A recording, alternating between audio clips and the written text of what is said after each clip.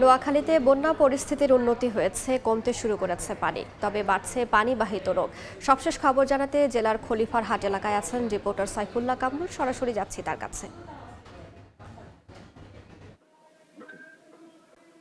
আমি নোয়াখালী সদর উপজেলার দাঁতপুর ইউনিয়নের খলিফা। এই নোয়াখালীতে বন্যার পানি ধীরে ধীরে কমছেন। নোয়াখালী পানি উন্নয়ন বোর্ডের নির্বাহী প্রকৌশলী মুন্সি আমির ফয়সাল আমাকে জানিয়েছেন যে গত 15 ঘন্টায় নোয়াখালীতে মাত্র 3 সেন্টিমিটার পানি কমেছে। নোয়াখালীতে যে বাড়িঘরগুলো আছে অধিকাংশ বাড়িঘরগুলোতে এখনো পানির তলে নিমজ্জিত হয়ে আছেন। নোয়াখালীর অধিকাংশ রাস্তাঘাট পানির নিচে নিমজ্জিত হয়ে আছেন। নোয়াখালীর মৎস্য কর্মকর্তা আমাদেরকে জানিয়েছেন শুধু মৎস্য বিভাগের এখানে প্রায় 615 কোটি টাকার ক্ষয়ক্ষতি হয়েছে। নোয়াখালী যতগুলো পুকুর আছে, যতগুলো মাছের ঘের আছে এবং দিঘিগুলো আছে, এই সবগুলো বন্যার স্মরণকালীন ভয়াবহ বন্যা ভেসে গেছেন।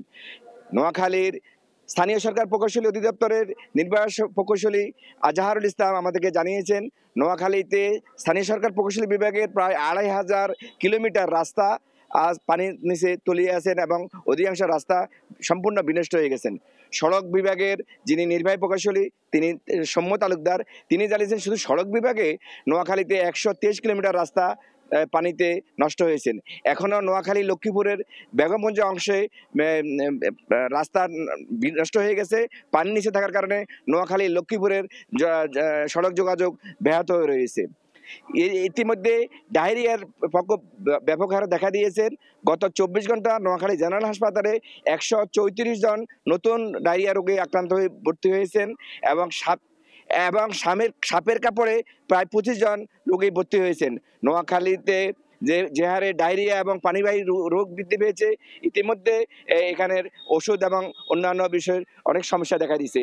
মূল কথা, স্মরণকালের এই ভয়াবহ বন্যা নোয়াখালীর জনজীবন অতিষ্ঠ হয়েছে এবং এখানকার মানুষ মানবতা জীবনযাপন করতেছিল। এই ছিল নোয়াখালীর সদর থেকে আমার কাছে সর্বশেষ তথ্য। সরাসরি যুক্ত ছিলাম নোয়াখালীতে।